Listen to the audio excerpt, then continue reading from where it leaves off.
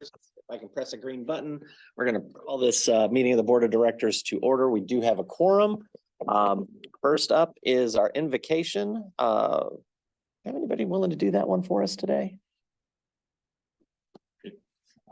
You mind? Sure. I'm horrible about covering that one. My apologies. Heavenly Father, Lord, we thank you for the chance to gather today and have this meeting. We pray for your guidance and direction, your wisdom as we, as this board considers the things that are before it. Help us to walk faithfully in these roles that you've established. We pray in your name. Amen. All right. Y'all would join me in the Pledge of Allegiance to the U.S. and Texas flags. I pledge allegiance to the flag of the United States of America and to the republic for which it stands, one nation under God, indivisible, with liberty and justice for all. Honor the Texas flag. I pledge allegiance to thee, Texas, one state under God, one and indivisible. All right, next up on the agenda, we have some introductions. Paul, am I going to have that for you? Or Yes, sir. I'll invite Mr. Javier Trilla to the podium to make an introduction. Good morning, Chair, Board of Directors, Javier Trilla, VP of Innovation and Technology here at DCTA. It is my pleasure to introduce Joseph Rogers. He is our newest member of our technology team. He is our IT support coordinator. He comes to us from, his IT background comes to us from a manufacturing industry, and we are very excited to have him on board to continue growing our technology and supporting our technology needs. Enjoy. Thank you. Thank you. Nice meeting you all. Thanks, everyone. any others, Paul? No, sir. All right, go ahead.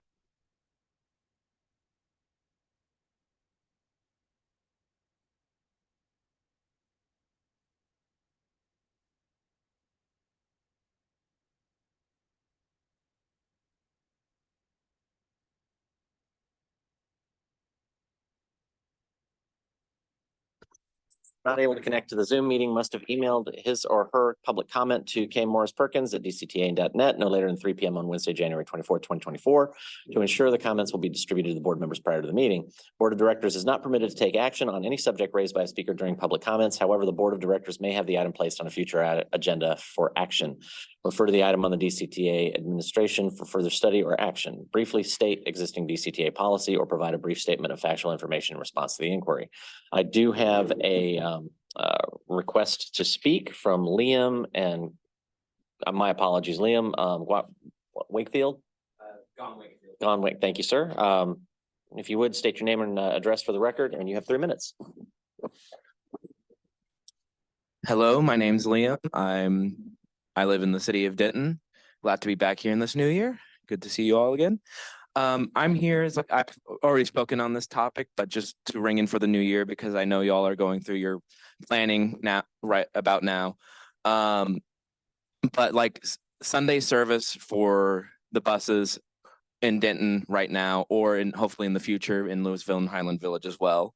But it provides a added security and like reliability for people to be able to take the bus to where they need to go. Like for a lot of people, Sunday is when they have the day off and they can get groceries, or Sunday is the day that they go to church. And I know there's a lot of churches on our connect routes, and probably on the UNT routes as well. But that's negotiations with the UNT though. But it also, like, say I want to go somewhere Saturday, like visit a friend, visit family. It's like and then if I go there and spend the night, I would then have to rely on somebody else to take me home or walk home or bike home. But if there's a bus, I can just do what I normally do and come home the next day.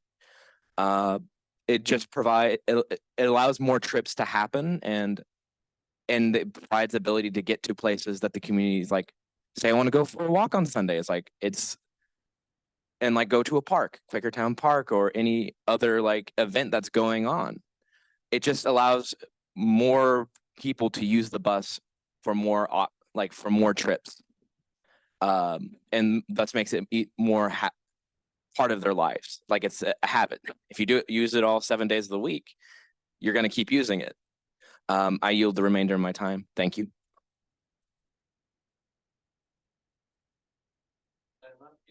Next item up is the consent agenda. We have 4 items on the consent agenda, authorizing the chief executive officer to amend the agreement with Capital Insights, authorizing the CEO to enter an agreement with LMC Corporation, consider approval of a resolution, budget revision, and approval of regular meeting minutes from November 30th. I'll entertain a motion to approve the consent agenda as presented. So moved. Second. I have a motion and a second. All those in favor of approval of the consent agenda signify by saying aye. Aye. Opposed? Motion passes. Regular agenda, item 1, discuss an update on the Collin County Rides Program and consider approval of a resolution to approve budget revision 2024-07 in the amount of $295,005. And Mr. Maurice Bell, our COO, will be presenting. Good morning, Mr. Chair, and good morning, members of the board. Pleasure to be able to meet with you today to share with you an update on Collin County Rides. As you well know, we've started the process of being able to provide this service and take it over from Dallas Area Rapid Transit in order to provide service to the cities of Allen and Fairview. For quite some time, we've been reviewing the service and preparing everything for a February 1st launch. With that service providing time and services to customers between the hours of 6 a.m. and 6 p.m. Monday through Friday. Now, this is just a quick overview of all the different items that we've had completed. We've had funding agreements as well as task orders, and of course, interlocal agreements that have been executed with the cities of Allen and Fairview, as well as Irving Holdings and Spared Labs, a software company that we currently are utilizing. But in addition to that, we just finished discussions with the access agreement between Dallas Area Rapid Transit and us to be able to provide service to these customers, to their platforms, in order for them to make connections to other areas throughout the Metroplex. Now, the funding portion, this is the area where we made some changes. Back in October, we shared with you the overall idea of this service in regards to utilizing taxi cabs through Irving Holdings. And at that time, the rate of the taxi cabs for a standard vehicle was at $31.93 per hour. And of course, for wave vehicles, wheelchair vehicles was at $38.11. Since then, after evaluating exactly the passenger demands currently being provided by DART, we were able to renegotiate those rates down to $31 an hour for standard, as well as $37 an hour for wave. And so for a total monthly cost, we're looking at roughly $48,975 for operating costs to do this service. Now, the idea here is to provide 2 wave vehicles and 1 standard vehicle Monday through Friday. Now, the other portion of this comes to the fact that we have a budget available for this program at $1.6 million and some change. But through that, we had some keynotes that we were able to identify to make changes to for the course of this first year, as well as in the preceding years, the following years. The first part is, of course, DART is currently providing the service from September of last year through this month, and we'll take over in February. The other one is assuming the tax escalation costs from year over year, and of course, providing ourselves a little overflow for other services such as Lyft and taxi in the event of high demand. But the big piece is the fact that this program is set for us to exceed the actual budget amount into the 3rd year. Now, our agreements with Allen and Fairview are very clear. It's through September of 25, and it does allow us to be able to renegotiate the program and, of course, the rates in the event that they want to continue doing the service. And so that's a good piece for this. So with that said, we do have a savings because, of course, DART is providing the service for the first part of this fiscal year and 1 month thereafter. And so what we're looking at is for the board to approve a resolution to revise this budget amount of $295,005. Board, any questions or comments? Cesar? Yes. Sure. Maurice, so kind of just so I understand, there's the transition between DART and us. So is this, is it to the riders? Is it going to be just like nothing happened? Well, the rider, we work together with DART through this process as well as the COG, and providing information to them. 2 to 3 months ago, we started sending out flyers, letting them know exactly when it's take place. Matter of fact, as of today, we've started taking reservations to start service next week, okay, next Wednesday. And so there is constant communication right now with these customers. We were able, the one perfect part about this transition is our utilization of spare labs happens to be the same software that was being utilized by Dallas Area Rapid Transit to provide this service. So to the rider, there isn't really any change, except for the fact that we're the ones providing it. Great, thank you. If I could, Maurice has categorized it correctly. The app that they will have to download a different app, a DCTA branded app, and they will have to get their credit card information transferred over. DART couldn't transition their credit card information for obvious reasons. But I think David will go through this in his briefing, the communications that have been sent out by mail, by email to make everybody aware. And then, like Maurice said, we're prepared to start service on February 1st. Any other questions or comments? If there are none, I'll entertain a motion. Approval of the budget budget revision. I'll second that motion. I have a motion and a second. All those in favor signify by saying aye. Aye. Opposed, motion passes. Thank you, sir. Thank you. Regular agenda item 2, discuss and consider approval of fiscal year 2023 Transportation Reinvestment Program Trip Annual Report and fiscal year 2024 Call for Projects. Austin Frith, our Vice President of Planning and Development, is presenting. Good morning, Mr. Chair, members of the board. We are going to present today on the FY23 trip annual report, as well as the call for projects for FY24.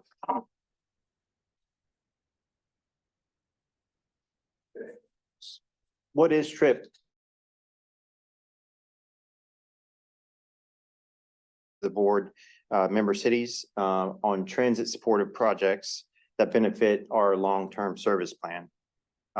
It aligns with our mission of improving mobility, air quality, and economic development in the areas we serve. The process of TRIP, essentially we go into, it starts back in the budget season where we identify those funding levels set during our annual budget prep. Step 2 is what the process we're in right now. We're calling for projects in January. After this meeting, we'll go into our 90-day window to receive applications from the member cities. And then finally, step 4, we'll go into our 30-day staff review of the projects. Subsequently, after that, we'll do board approval and we'll go into that reimbursement agreement with the member cities. The funding is made up of essentially the 15% of net available fund from the balance in previous fiscal year.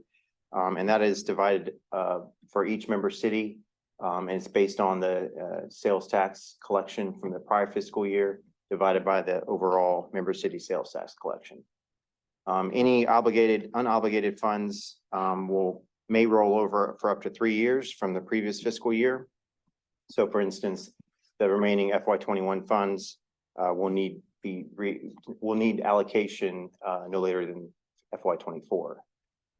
This program continues for 5 years per the policy that was adopted in FY21. Subsequent years will require board approval in the future. When we review our FY23 approved trip applications, we've got 3 that fall within the city of Denton and 2 within the city of Louisville. As you can see on the chart here, it has the approximate funding at completion, the current city funding that's been supported to the project, and the subsequent approved trip funding that equates to almost $15 million in approved trip funding.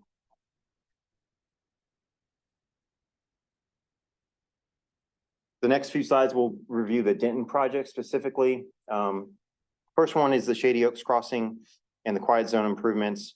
This was a project that's going to install quad gates at the Shady Oaks Crossing to align with the other 2 DCTA crossings that fall within the city. This is going to allow the eliminate of the wayside horn that currently is in place and to provide a true quiet zone corridor upon completion of those 3 projects.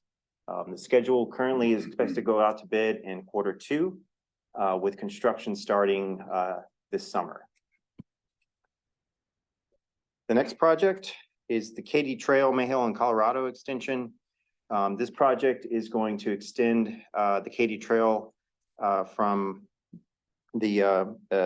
Colorado intersection at Mayhill to Med Park Station. What this is going to allow us to do is have that connection from the Katy Trail without crossing that track you'll see in the hatched red area, all the way to that Med Park Station. It's going to provide this pedestrian bicycle access to both sides of the rail line, increase safety and for pedestrians and cyclists. Currently, the project is under design, and some of it's actually being done as part of the Mayhill Bridge project. Completion is slated for late 24.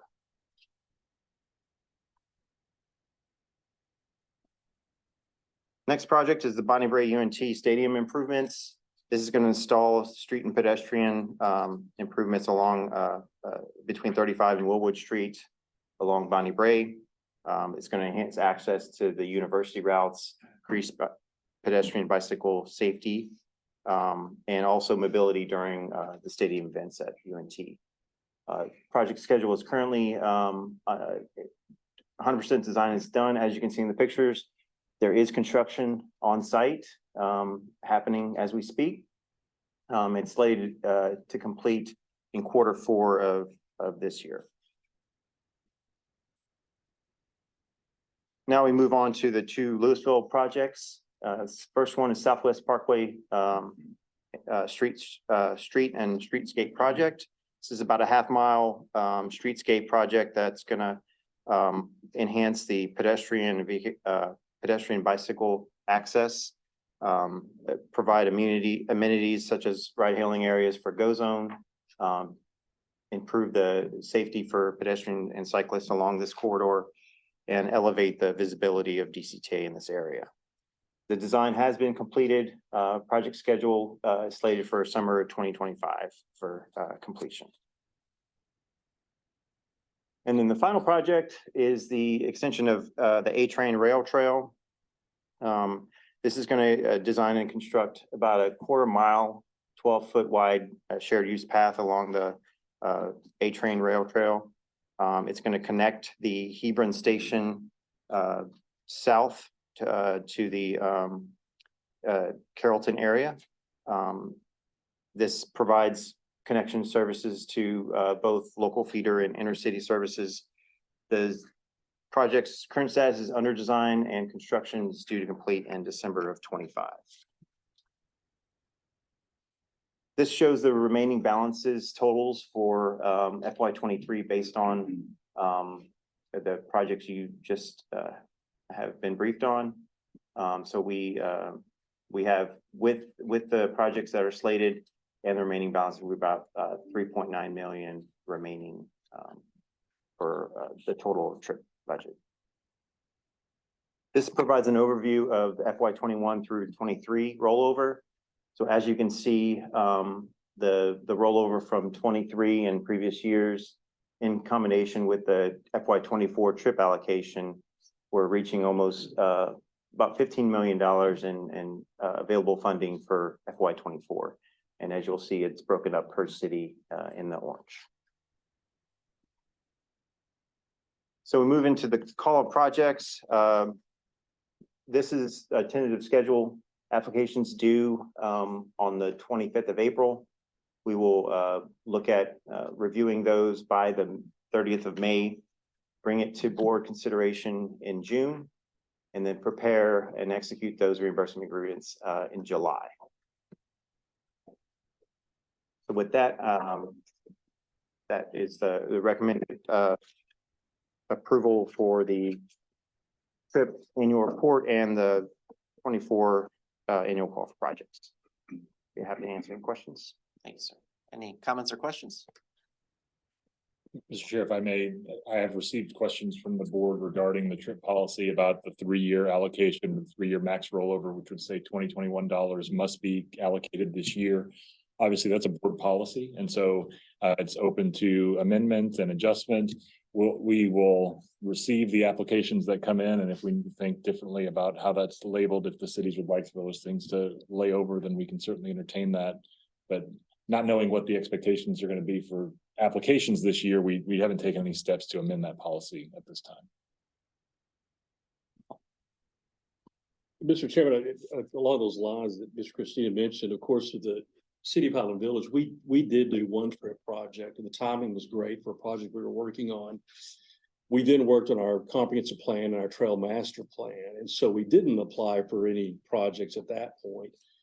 We are hoping to apply for a grant later this year. And we would hope that these funds could be used as a match to that grant. So if we could talk offline if we need to somehow include something in an application now to let everyone at least know that's our intention going forward to do that. But we'd be happy to have that conversation about what that looks like. Understand what the intent is, and we can certainly work to accommodate that. Sure. Thank you. So I guess as a matter of procedure, if a member city were to maybe need to request a little bit of a grace period on that rollover, would that come as part of the funding request for FY 24 or for when the request occurs? It can be as simple as just communicating, we haven't obligated all the money that we originally had yet. First, I think we need to figure out how do we demonstrate that in the calculation based on what comes in, and then as a matter of procedure, staff can work with the cities to make sure that there's no penalty on those dollars. If the board is Okay. amenable to having those things roll over into the 4th and 5th year. Having not been present when the policy was written, not sure what the philosophy about that was, but as you see in our accounting, we're rolling balances over from year to year and have not parsed what dollars have already been obligated from what year, et cetera, et cetera. I mean, if is now an appropriate time to give any kind of direction regarding, I as a board member would certainly be amenable to offering a little bit of a grace period to member cities and being able to request funding that's rolling over from more than 3 years ago. Just from my recollection of the history on this, it was kind of legacy from the previous ELAP program. And that the intent, my understanding was the intent on that was just to make sure that people were moving the money through the process, so we couldn't just sit on it. It becomes well, why do you have all this money sitting here? You're not doing anything with it. Now, the flip side, Highland Village is a great example of that, where they kind of banked the money up until they could get a particular project done. So I think based on what I've heard from the board over the last several years, I don't think anybody's really got an issue with it. And I think the one place where it did come up was that the accounting team was just taking the money and spending it down from the tranche that was most current. And it never backed up into the old. And so it ended up putting some cities' money at risk when it shouldn't have, because it should have been from you should spend the old tranches first. So I think that was the bigger concern when I asked this question of Paul. Are we okay? Are we burning down the old capital before we get to the new stuff? But I would say that we would want to get into a conversation if we got where a city was not going to be able to spend something in a timely fashion, then I would like to have that come to the board before we tell them, oh no, you broke the rules, you're done. I'd much rather have that partnership discussion about what we can do to help. So is that fair? I just wanted to voice one thing that is relevant to the timing and the method of payment. So you've seen a slide that shared details that in excess of potentially $15 million would be paid to a variety of different, the different cities. To the extent possible, we would like to have understanding of the timing of that payment, because as you've seen in our finances, we have funds that are laddered into different investments, and to all extent possible, we prefer not to liquidate an investment taking a loss in order to fund these sorts of things. So it would help us to understand how to ladder out our investments to make sure that they are liquid in cash form in order to be able to meet those needs. Okay. We could certainly do that. Yeah, I don't hear anybody having anything that's disruptive to the process as existed. I think it's just, we haven't looked at this in a while, so just kind of express those concerns, make sure we're okay. Awesome. Super. Then if there's no other comments or questions, we need an approval on this.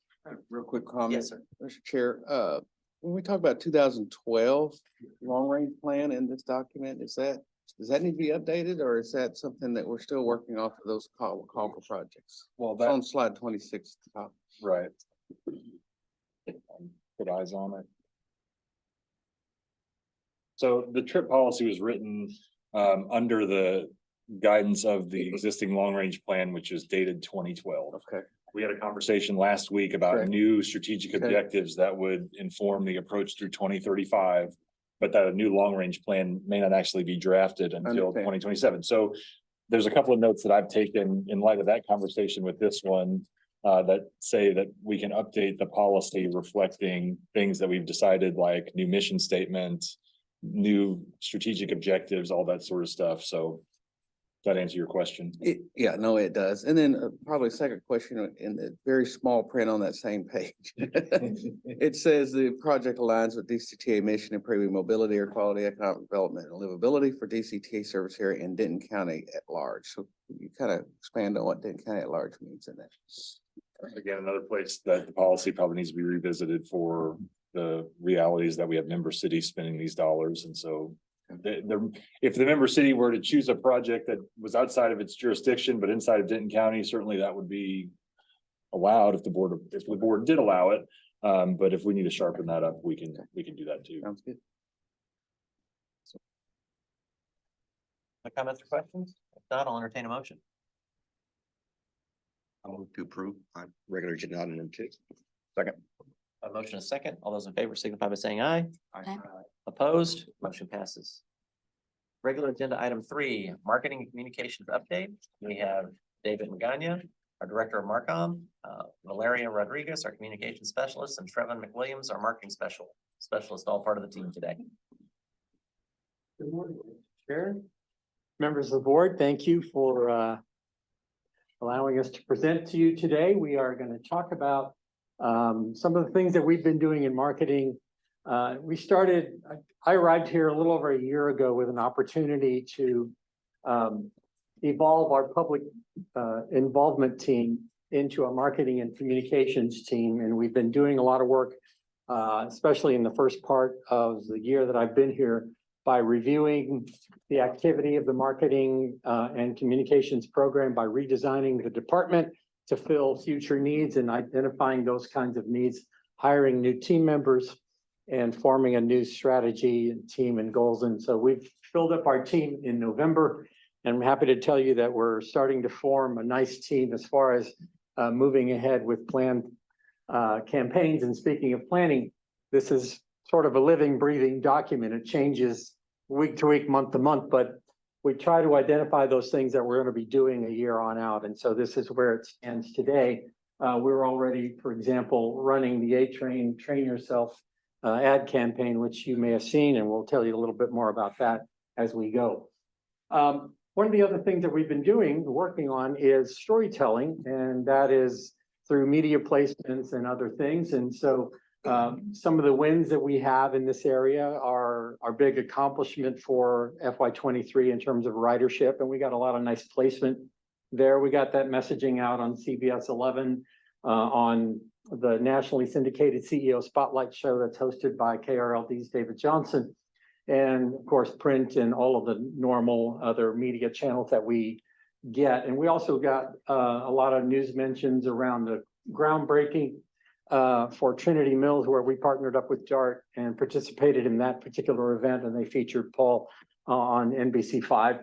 And other stories that we've gotten some attention on, our 2-year anniversary for Go Zone, and of course our A-Train birthday. So we've been getting some success in the media area. Some of the things that we're doing in terms of outreach and our communication to our audiences, for example, this is one that we've been taking on. Mo mentioned it a little bit earlier about some of the things that we've been doing for customers of Collin County Rides who are currently DART customers.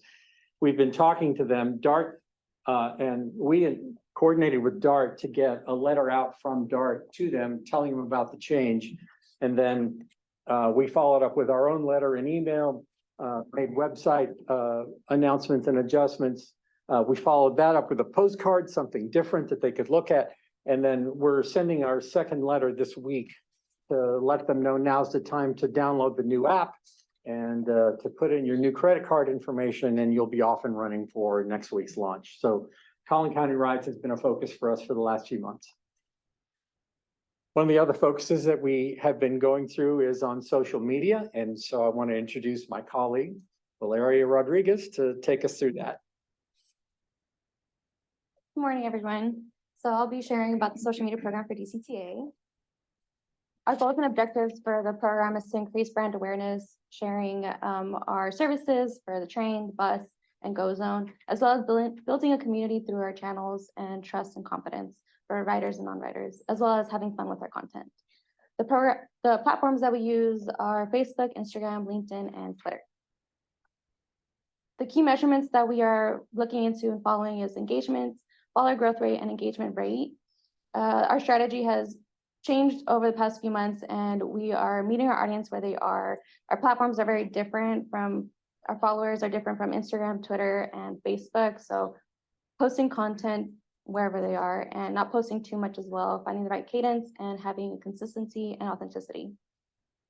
We have also created our social media benchmarks, and as well, it varies depending on the platform. For example, the engagement rate per post for Facebook is 4%, while Instagram is 6%. Quick Here- question. Oh, yeah. Okay, social media ignorance here. Engagement rate, is that like, comment, that kind of thing? Is that how you're measuring engagement or? That's engagements. For engagement rate, it's more of a percentage. So whoever sees the post and actually interacts with it, that would become the engagement rate for that. And that interaction is either a comment or a like or something like, okay. Yeah, or any shares. Does that take into account, like if you post something and somebody puts a frowny face? Yeah, They count that as an yes. engagement? So you're not, Yeah, it counts as a engagement, yes. Yeah, any comments and shares, if they even send it to one of their friends on direct messages, stuff like that. Here's a visual of our 3-month overview, and we're comparing 2023 to 2022. As I mentioned, we've switched our strategy, so we don't post as much, but have gained audience on Instagram and Facebook, and as well as increased engagement rate from 0.5 to 6.7% for Instagram. For Facebook, we've reached more than 1,000 followers, as well as engagement rate went from 2.3 to 4.4. A yearly review comparing 2023 to 2022, we have increased our content and just higher quality for our videos, our postings, our photos, and have increased our followers by 2.7%. And you have an example of our Instagram engagement rate. We have more of a consistency on 2023 compared to 2022. We've also created monthly reports seeing how our strategy has and how our audience have engaged with our strategy. And as well, we have compared ourselves to peer transit agencies like Trinity Metro, Knoxville, and Greensboro. We're aligned with Knoxville and Greensboro transit agency, but we aspire to be like Trinity Metro. They have a more established Instagram account compared to ours. We created our Instagram account 2 years ago, but this also helps us see how their audience responds to their content and things that we can implement to our strategy. Do you guys have any questions or comments? Anything to add? Are you seeing Twitter just kind of dying on the vine? Twitter has changed over the past couple of months from Twitter now to X. So we're trying to find the right strategy to how to connect to our audience and followers. Yeah, I City of Louisville's pretty much dropped their content on. Yeah. I don't even know how to pronounce it. I keep wanting to pronounce it like zitter, but that gets really close to a different word, and I don't know. But yeah, you got out of it altogether. I mean, we've Yeah. never had a Twitter X account, I don't think, right? We do think that, but in general, we get more context. Yeah.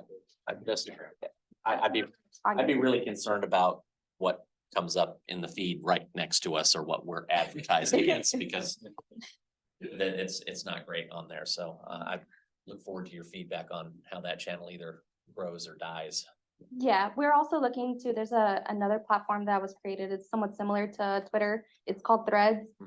So we're looking into that and seeing how other transit agencies have created their strategy on Threads, and something we might look into for ourselves. If I can add, it's true that when we do wrenches on Instagram, we see results, and we wrench something on Facebook and we see results, and we do the same on X, Twitter, it stays flat. So there's something there that there's something missing now. And I think a lot of people are parting the platform. We're seeing that in various ways. All right, well, thank you for that. Appreciate it. Thank We'll you. have you introduce Trayvon Williams now to take us through some of our marketing efforts. Yeah, absolutely. Oh, and while we're switching over, I just want to commend the media team because I get Google alerts for DCTA, and there was a month where I was getting an email just about every single day about, it was all about the same press release that, you know, the 3.1 million riders at the end of the year. But it was in the media like consistently for a good month. So great job. I have a few Google searches like that pull up. So yeah, absolutely. I can confirm that was all over the place. It's good stuff. Well, we appreciate that. Good morning, Chair, members of the board. One of the things that obviously we want to talk about, along with the media that we're also incurring in, is the campaign that we were able to start this year. Obviously targeting the A train, telling members that who they drive on 35 and various highways to avoid traffic. You know, you want to train yourself, you want to be able to be on the train and avoid traffic at all costs. Obviously, you want to save gas and also eliminate the fighting for a parking spot. So I think that's one of the things that was really good for us this year. We were able to target a lot of our campaigns into the Denver Chronicle, the Community Impact, the Cross Timbers Exec, and various billboards you might have seen along 35. I know there's one close next to the Chili's right here across the street. And it's really good that community members will be able to notice that. And it's something that we'll continue to do with other transit modes, such as Collin County Rides, Goes On, and things of that nature. And another thing that was really able to do, obviously with Collin County Rides, is build the collateral. Obviously, David was able to talk to you guys last year about simplifying a lot of the things that we're doing collateral based for many of our member cities and obviously for all of our transportation modes. And I think that really went well this year, along with being able to have branding collateral with our community sponsors. Obviously, today is the start of the Denton Black Film Festival tonight, and hundreds of members from Denton County, Dallas County, and various places throughout the United States will be able to get this souvenir app program that was built into the Denton Black Film Festival this year. And I think those will really resonate tonight. So if you're attending the Denton Black Film Festival tonight, be sure to look for that app program. One of the things that was really great about our transportation modes this year is that we were able to produce stories. This particular story is from a TW professor, Dr. Martin Rice. He's an assistant director of occupational therapy at Texas Women University, and he has a really unique story.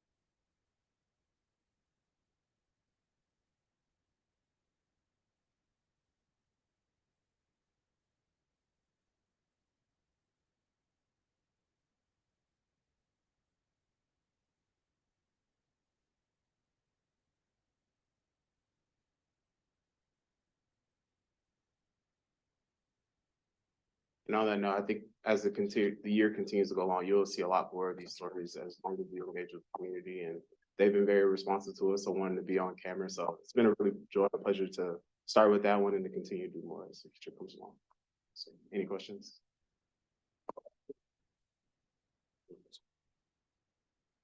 I'll be turning over the stage. So last fall, we engaged our customers in a customer satisfaction survey. We've been doing them historically every 2 years and hadn't done one since the pandemic. So we picked that ball back up again and asked folks riding the A train, Connect Bus, and UNT as a collected entity, the bus system, and also asked folks on GoZone what they thought about the service they're getting from DCTA. And the summary of our A-Train respondents is that they're very highly satisfied with the service. In fact, they're very highly satisfied with all three of those modes of service. That's the overall impression that we got from the questions that we asked. So we're very pleased to see that. A-Train riders skew young and male, and but they're very satisfied with the service that they see. Going over to Connect Bus and UNT Campus Shuttle, again, this demographic is largely the UNT population, but they're satisfied, as they told us, with the way the buses operate, the timing, the schedules, the seats, everything. So we did see improvements with a potential improvement there with certain things that I'll tell you about in a minute. But the overall satisfaction across the three modes was very high. You can see the A-Train came in at 93% were either very satisfied or somewhat satisfied. That number is 83% for Connect and UNT Shuttle and 84% for GoZone. So these are really, really high numbers. The research agency that we used was very impressed with this, and they told us so. They also generated what they call a net promoter score. That is, how likely is your customer to refer you to someone else? And any score above 0 is good. Any score above 50 is outstanding. And A-Train got a 59. The Connect bus service and UNT Shuttle got a 49. And GoZone got a 42. All very, very good scores. So we're happy that the service that we provide is something that our customers are very likely to recommend to someone else. Then we asked about how satisfied were they with certain things. Starting with the Downtown Denton Transit Center, we asked our A-Train and Connect bus customers about that, and the scores were very high. The biggest opportunity we have for improvement there is the parking lot. Can we have more parking at DDTC? And of course, we're a little bit landlocked there. So asking the same question of the DCTA vehicles, how's the train as a vehicle? How's the bus? How's the GoZone vehicle? And we got very high marks there. And then asking the last question about our employees, how was your interaction with our team, with our staff members, with the people who look at the tickets on the train, or whoever, you know, is selling you a ticket at the DDTC? And these scores are off the charts. Very, very good. So we're really happy with all of that, and just wanted to pass along that very briefly to you. So I'll be happy to entertain any questions you guys might have. Might have a couple of questions. I want to start, but can you go back to the beginning? First, keep going. The N equals 111, N equals 101. Right. What is that? Number of respondents that responded to the survey. And by that, they take, with 100, they can extrapolate into the broader population with a reasonable amount of certainty, like plus or minus 4%. Was this a, I mean, was this a survey? I don't remember if you said or not. Was this a survey that was sent out to people and then you got 111 responses back on the train, for example? No, these were actual riders. So in the case of GoZone, Poll them as they were there. ended, they got in their app, they got, hey, would you like to take a survey? Okay. And we had people boarding buses and boarding trains and handing out, either taking the survey live on the train or handing them a card that they could take it home with them and scan it. Okay. With a particular QR code that went right to their, and so we stopped at roughly 100 for each mode. Okay, so that was your stopping point, basically. It wasn't, so you didn't measure like this is a percentage of total attempts or anything like that. That's not a metric you were concerned with. I'm sorry. So if you had 10,000 riders, right, and you got 100 responses, that'd be what, like 0.1% or something like that. Right. You weren't concerned. You weren't measuring the response rate as much as you're measuring the satisfaction level. Right. Okay. I think that's it for me. I don't see any other people jumping to press buttons on the microphone, so I think you answered all our questions as we're going. Good data. Good data. I mean, data's king here, right? Very good news too. Very, I particularly on the A-Train. our riders are very happy with the A-Train service. And I want to say something to that point. I agree with you 100%. What it doesn't capture is our need to get more people on the train, which things like frequency, reach, and all that sort of, so that we have I think these stats, plus the fact that our ridership on the train grew 30% last year, we're up another 20% this year, tells people that are inclined to ride are doing it, and they're happy to do it with the service offering that we have. More riders come from enhancing that service, and I think this tells us we've got a really good foundation we know how to run a good service. This has got a really great foundation to build from. I think the key on the marketing side of things, when we talk about rail, kind of being our next big target, we've got to have the stories that I am on 35 just about every day of the week, and literally every day of the week, one side or the other is completely blocked up. I came home last night. It's 8:30 at night and I'm driving southbound, and northbound is completely locked on the north side of the bridge going up to Denton. So we've got to be telling that story this year. The next 18 months are going to be critical, especially with all the major intersections getting redone in Louisville. If you were on the train, you'd be home by now. So those numbers we're looking at, it was, and forgive me, is this a survey that we're doing every year, twice a year, 4 times a year, whatever? Was this the first time we've done it? Has been that we've done it every other year. Okay. So in odd numbered years, 2021 was missing. I found all of the surveys. Probably not a going bad back idea to 20. skip that year. So then are we looking at this data and developing expectations of marks we want to be meeting? I think that's the goal overall. The win here was going through the exercise, getting this thing done. Now we know how to do it.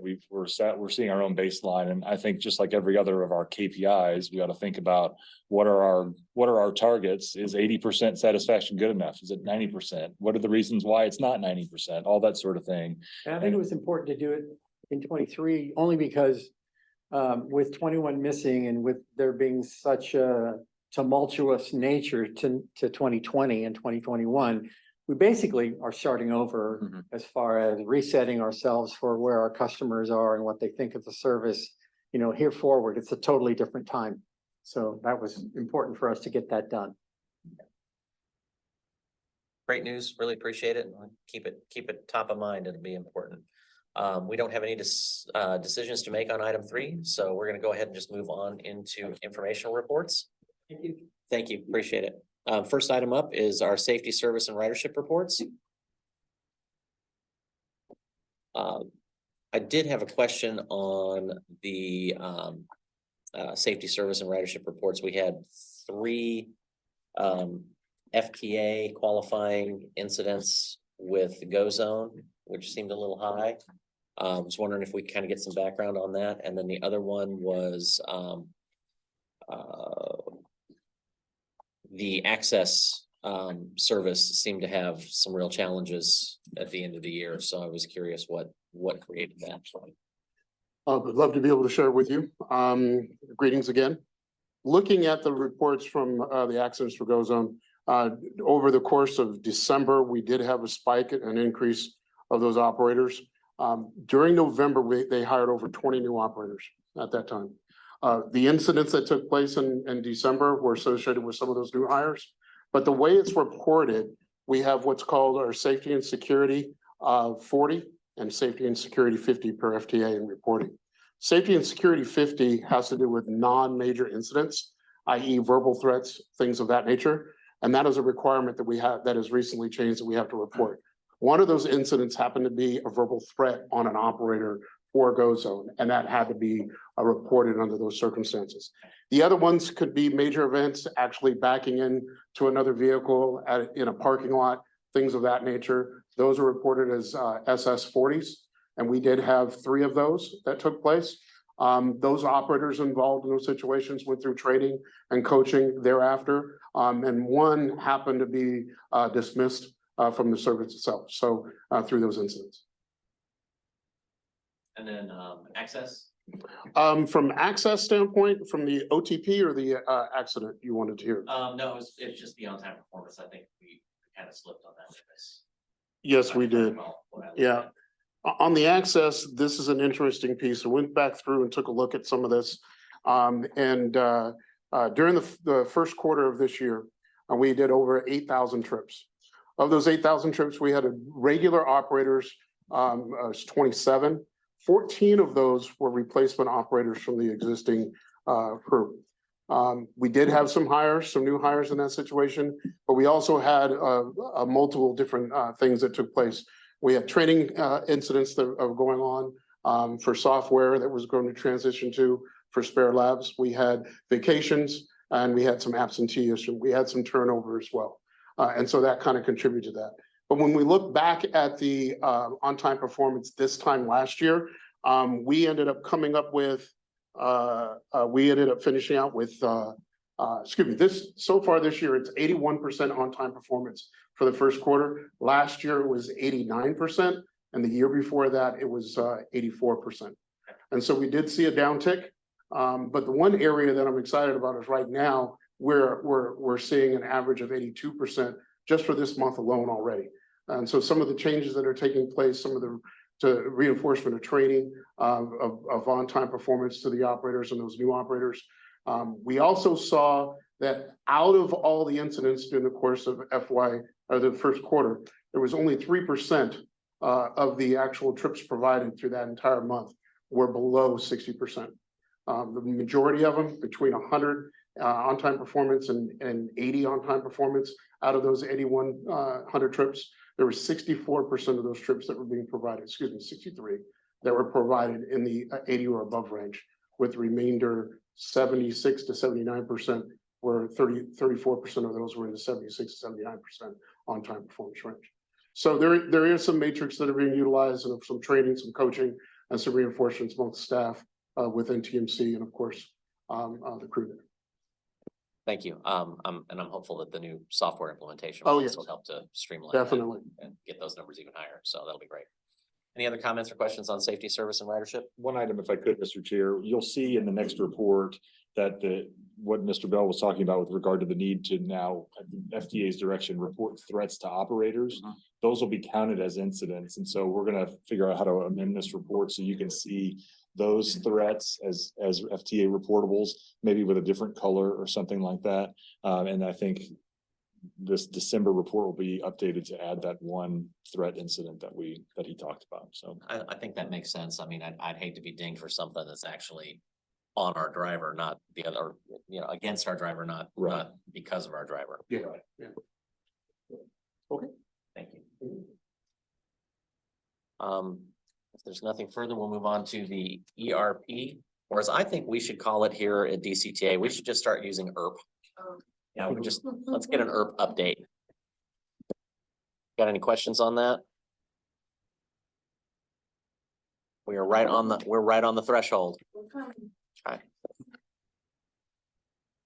All right, if there's no questions or comments on the reports, we'll go ahead and move on. Future agenda items or board member requests.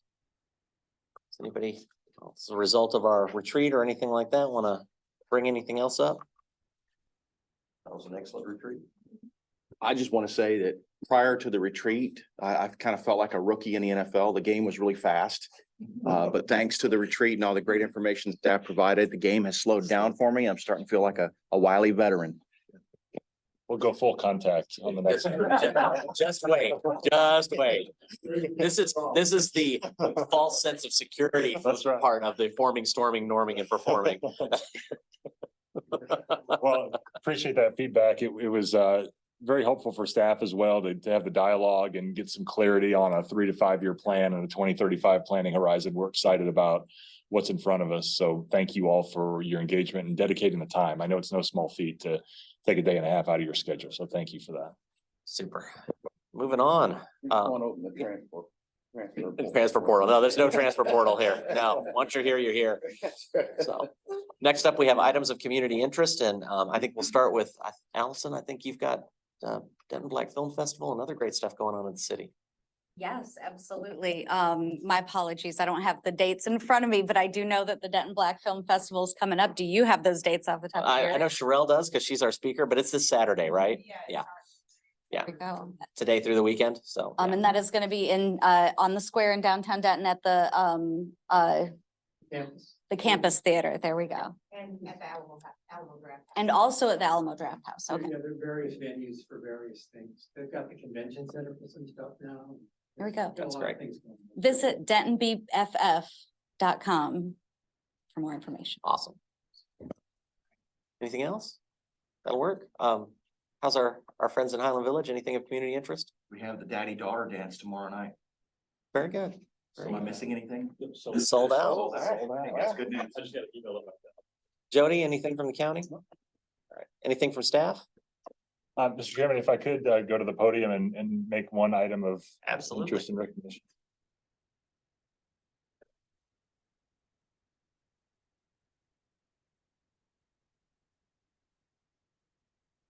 If I could have Mr. Javier Trilla, please stand up.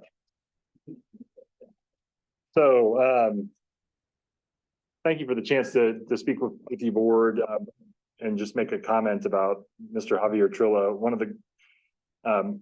One of the greatest acts of trust that a person can give is their time to an organization. The engagement of employment reflects the organization's trust in that person. And then also that person's trust that the organization is going to give them a place to work and a place to thrive and flourish and get paid ideally, it's part of it too, or whatever else is important to that person. And so it's fitting that we would recognize Mr. Javier Trilla, who on January 6th marked 10 years with Denton County Transportation Authority. Not over, not over. Javier joined DCTA having relocated from South Florida to a North Texas winter. I kind of pictured when you see the iguanas in the trees in Miami and they kind of freeze and fall over, that's what I picture. Yeah, but after that initial shock of the low temps, he quickly found his place. Javier is the architect, builder, maintainer, and enhancer of the information technology system that operates DCTA. We've come a long way since the early days, and the pictures that he's shown of servers stacked on card tables and Cat5 cables stretched across floors. And he's proven himself as a leader amongst his peers and with the team that he's built over the years. His steps along the way, after joining in 2014, he was as an IT manager, he was promoted to senior IT manager in 2018, director of IT in 2019. And then in 2021 as the AVP of Innovation and Technology. Notably, it was this 2021 assignment where he stepped forward and expressed his interest to do more for the agency and grow his own expertise and capability. And that led him right in the middle of the Go Zone launch and one of the biggest microtransit projects in all of the country. And he learned a lot of lessons along the way. And continued to serve him and the organization. When I came aboard as CEO in 2022, he was one of the first people to step forward and ask what he can do to help as we engage in the work of transformation that summer. And for that, I'll always be grateful. In his spare time, he earned his Master's of Business Administration from the University of North Texas. He's working on a project management professional certification. And he ran the Boston Marathon in under 3 hours. So let's see what else he can do, right? He was recognized last year with a promotion to the Vice President of IT and Innovation, not in a celebration of what he's done, but with an expectation of what he can do and what he will do to keep moving DCTA forward with excellence. So on behalf of the entire agency, would like to thank you for 10 years of dedicated service. I'm personally grateful for it. And I wish you congratulations.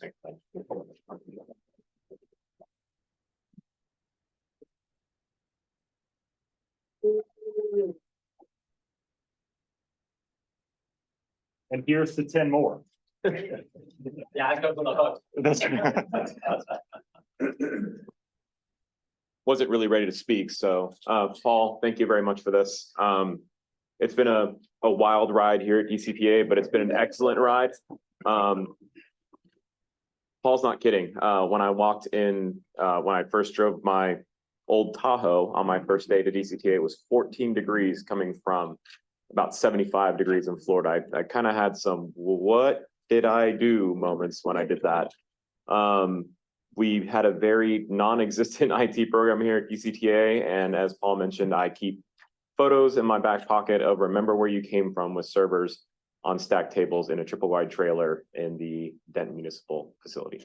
So it's been great. I've enjoyed what DCTA has become since I've been here. I've watched it grow. I've watched a lot of change, positive change. I have an excellent team that I work with every day. I could not do this at all without the team that I have. So thank you very much and looking forward to more good things to come. Thank you, Mr. Kuhn. We don't have any executive sessions, so being no additional actions to be taken on this agenda, we stand adjourned.